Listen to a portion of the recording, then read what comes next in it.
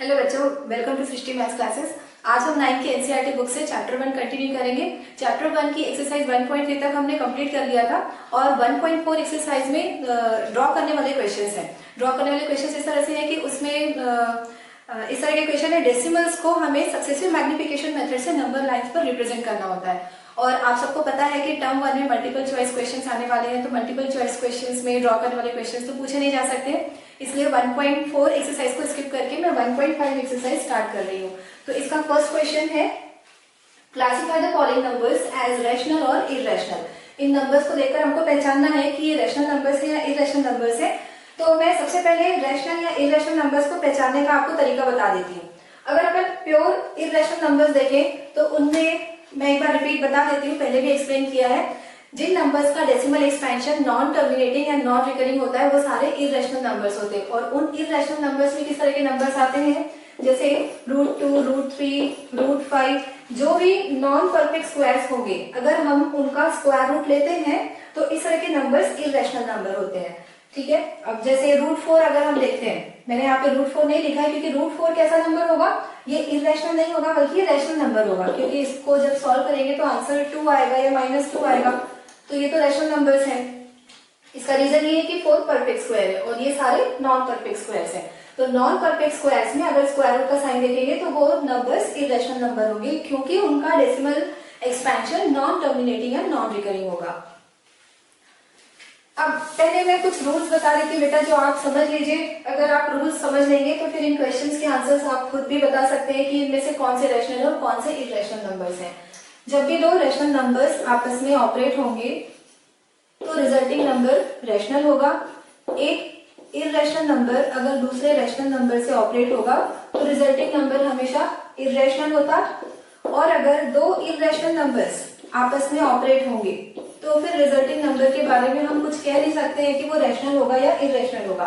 Resulting number पूरा simplify करने के बाद ही हमको पता चलेगा कि ये रैशनल है या फिर इररेशनल है।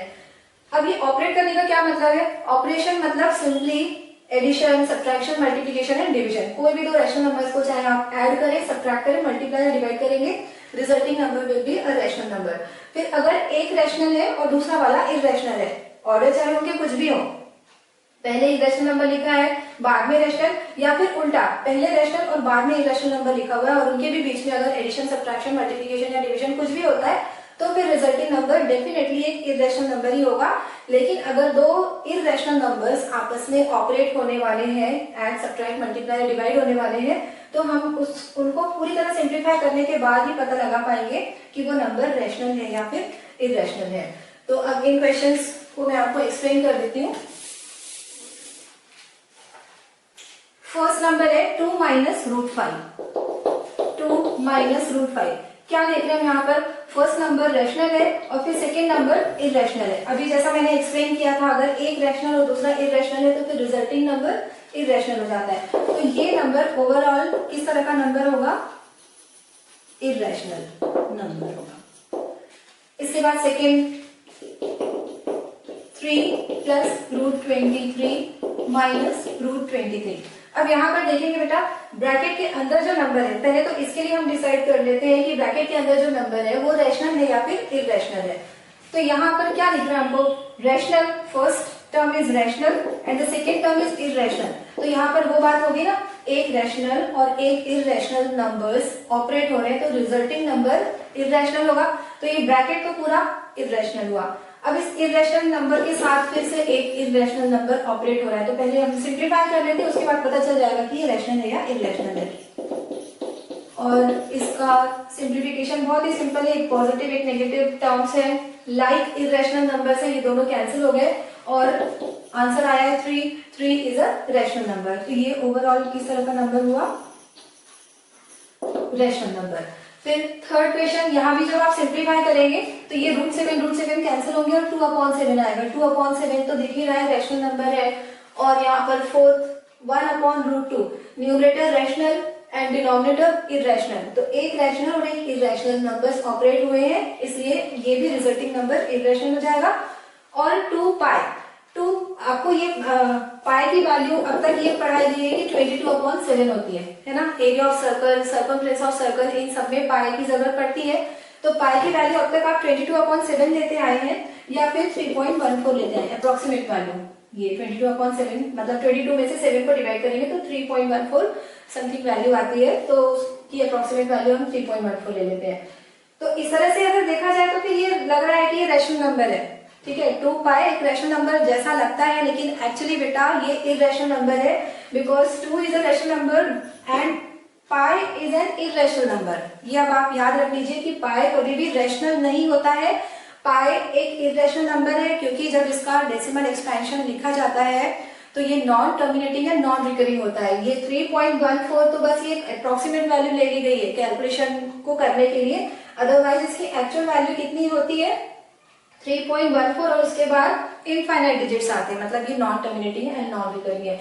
तो ये जो 5th नंबर है ये किस तरह का नंबर हुआ, overall this is an irrational number. अब सेकेंड क्वेश्चन करेंगे हम। Simplify each of the following expressions. इन सारे एक्सप्रेशंस को हमें सिंप्लीफाई करना है। 3 + √3 इंटू 2 + √2। तो मल्टीप्लीकेशन किस तरह से किया जाता है, जैसा अलजेब्रिक एक्सप्रेशन वगैरह में आपने सीखा है एक तक, उसी तरह से इनको भी हम मल्टीप्लाई करेंगे। सबसे पहले हम ले लेते हैं first term of the first bracket. ये फर्स्ट ब्रैकेट, ये सेकेंड ब्रैकेट, फर्स्ट ब्रैकेट का फर्स्ट टर्म ले लिया मैंने, और इसके साथ ये पूरा का पूरा सेकेंड ब्रैकेट मल्टीप्लाई होगा। फिर क्या लेना है, second term of the first bracket √3, इसके साथ भी ये पूरा का पूरा सेकेंड ब्रैकेट मल्टीप्लाई करेंगे। अब इन ब्रैकेट्स को हम ओपन करते हैं, ब्रैकेट्स को रिमूव करते हैं, तो बाहर वाला फैक्टर अंदर के एक एक टर्म के साथ मल्टीप्लाई होगा। 3 × 2 = 6 + 3 √2 + 2 × √3 + √3 × √2। तो अब देखते हैं क्या क्या नंबर्स आ रहे हैं। 6 + 3 √2 + 2 √3 + √6। अब यहाँ पे इरेशनल नंबर्स दिखाई दे रहे हैं हमको, √2 √3 एंड √6, और ये तो रैशनल है। ये सारे के सारे इरेशनल नंबर्स हैं और सारे डिफरेंट इरेशनल नंबर्स हैं, अनलाइक इरेशनल नंबर्स है, तो ये आगे सिंप्लीफाई नहीं हो सकता, इसको इतना ही सॉल्व करके हमें छोड़ना पड़ेगा। फिर सेकेंड क्वेश्चन, 3 + √3 × 3 - √3। यहाँ पर आइडेंटिटी यूज होगी जो आपने फिर से वही 8th में पढ़ी है। कौन सी identity, a + b a - b। अच्छा, पता कैसे लगता है कि ये आइडेंटिटी यूज होने वाली है, दो ब्रैकेट्स दिखाई दे रहे हैं आपको, इनके बीच में मल्टीप्लिकेशन का साइन है। फर्स्ट ब्रैकेट में 2 टर्म्स हैं, सेकेंड ब्रैकेट में भी 2 टर्म्स हैं, दोनों ही टर्म्स बिल्कुल एक जैसे हैं, 3 √3 3 एंड √3, लेकिन एक ब्रैकेट के अंदर दोनों के बीच में एडिशन हो रहा है और दूसरे ब्रैकेट में दोनों के बीच में सब्ट्रैक्शन हो रहा है, मतलब यहाँ प्लस साइन है या माइनस साइन है। तो ये सीधे सिंपल समझ में आ जाता है कि a + b × a - b identity use होने वाली है, और इसका राइट हैंड साइड होता है a² - b²। तो आइडेंटिटी से जब इस एक्सप्रेशन को कंपेयर करेंगे, a की वैल्यू हमको मिलेगी 3 और b की वैल्यू मिल जाएगी √3।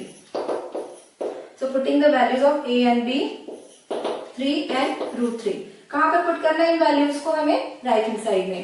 3² - √3², 3² की वैल्यू होगी 9 एंड √3²। बहुत सारे बच्चे इसको सॉल्व नहीं कर पाते बेटा, ये बहुत सिंपल सी चीज है। √3² कितना आएगा, 3 आएगा।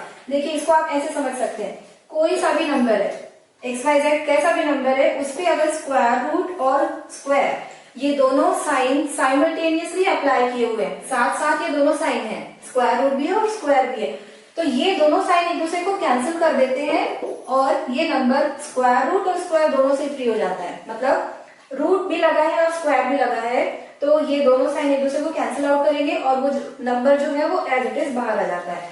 तो यहाँ पे √3² था, मैंने इसको इस तरह से लिख दिया 3। तो 9 - 3 आंसर आ जाएगा 6। तो ये सेकंड क्वेश्चन भी हो गया अपना। फिर इसमें 2 क्वेश्चन और है, तो मैं इसमें से एक करवा रही हूँ। फोर्थ वाला तो फिर से इसी आइडेंटिटी पर बेस्ड है, a + b a - b पे। थर्ड क्वेश्चन देख लेते हैं, √5 + √2 द होल स्क्वायर। यहाँ पर कौन सी आइडेंटिटी यूज करेंगे हम, a + b the whole square = a² + 2ab + b², क्योंकि ये क्वेश्चन का ये जो एक्सप्रेशन है इसका फॉर्म है बिल्कुल ऐसा दिख रहा है। A plus B whole square identity use हो रही है, ए की वैल्यू √5 और बी की वैल्यू होगी √2। तो यहाँ पर हम वैल्यूज पुट कर देंगे, √5 square plus 2 into √5 into √2 plus √2 square. अब √5 स्क्वायर क्या होगा 5, फिर यहाँ पर 2 इंटू √5 इंटू √2 ये वैल्यू आएगी √10 प्लस √2 स्क्वायर मिलेगा हमको 2। 5 प्लस 2 क्या आ जाएगा 7। यहाँ पर अब देखिए बेटा लाइक टर्म्स जितने भी होंगे उनको आपको सिंप्लीफाई करना है। 5 रेशनल नंबर है, 2 भी एक रेशनल नंबर है, दोनों लाइक टर्म्स हुए तो ये दोनों टर्म्स आपस में ऐड हो सकते हैं, तो इन दोनों को ऐड करके 7 आ गया। लेकिन ये एक अनलाइक टर्म हो गया, ये इर्रेशनल नंबर है तो इसका कुछ नहीं हो सकता, ये ऐसे का ऐसे रहेगा। तो ये इस तरह से सेकेंड का थर्ड क्वेश्चन हो गया। इसके बाद थर्ड क्वेश्चन, यहाँ पर मैं पाई के लिए एक्सप्लेन किया हुआ है, बाकी क्वेश्चन में ऐसा कुछ नहीं है एक्सप्लेन करने लायक, तो मैं थोड़ा सा एक दो लाइन में इसको कंप्लीट करा देती हूँ। Recall pi is defined as the ratio of the circumference of a circle to its diameter, that is pi equals to c upon d। पाई के लिए क्या एक्सप्रेशन लिखा हुआ है यहाँ पे, pi equals to c upon d। This seems to contradict the fact that pi is irrational. How will you resolve this contradiction? यहाँ पर एक कॉन्ट्रडिक्शन अराइज हो रहा है। कॉन्ट्रडिक्शन मतलब दो उल्टी चीजें दिखाई दे रही है। पाई की वैल्यू अब तक बच्चों ने ये पढ़ी हुई है कि इट्स वैल्यू इज 22/7, और पाई एक्चुअली होता क्या है, किसी भी सर्कल के सर्कमफ्रेंस और उसके डायमीटर का रेशियो होता है। सर्कल चाहे बिल्कुल छोटा सा हो, बहुत छोटा सा सर्कल हम ले लें या फिर बहुत बड़ा सा सर्कल क्यों ना ले लें, तो पाई की वैल्यू हमेशा क्या होगी, एक सेम सर्कल के सर्कमफ्रेंस और डायमीटर का रेशियो पाई होता है। तो इस तरह से देखने पर लग रहा है कि ये एक रैशनल नंबर है, लेकिन एक्चुअली इसकी वैल्यू किस तरह से आती है, जब पाई की एक्चुअल वैल्यू निकाली जाती है तो वो होता है non terminating and non recurring, जैसा कि मैंने अभी थोड़ी देर पहले बताया था। तो पाई एक्चुअली एक इर्रेशनल नंबर है, लेकिन उसको कैलकुलेशन में हमको लेना पड़ता है बहुत सारे फॉर्मूला में, तो उसकी अप्रोक्सीमेट वैल्यू 22/7 या फिर 3.14 ली जाती है। तो बस कैलकुलेशन को इजी रखने के लिए हमने उसकी रैशनल वैल्यू ले ली है 22/7, लेकिन एक्चुअली पाई एक इर्रेशनल नंबर है। इसके बाद बेटा क्वेश्चन 4 फिर से इसी तरह का आ गया, जो हमको नहीं करना है, जो हमको स्किप करना होगा। Represent root 9.3 on the number line. इसको ड्रॉ करने के लिए बाकायदा बहुत सारे स्टेप्स होते हैं, और पहले तो ये एग्जाम में आता भी था, बहुत इंपॉर्टेंट क्वेश्चन होता था, लेकिन अब बेटा ऐसा नहीं होगा। ये क्योंकि पूरा एमसीक्यू है तो फिर कैसे पूछ सकते हैं ना, ड्रॉ करने वाले क्वेश्चन तो आएंगे ही नहीं। इसके बाद अब एक लास्ट क्वेश्चन हम कर लेते हैं, rationalise the denominators of the following.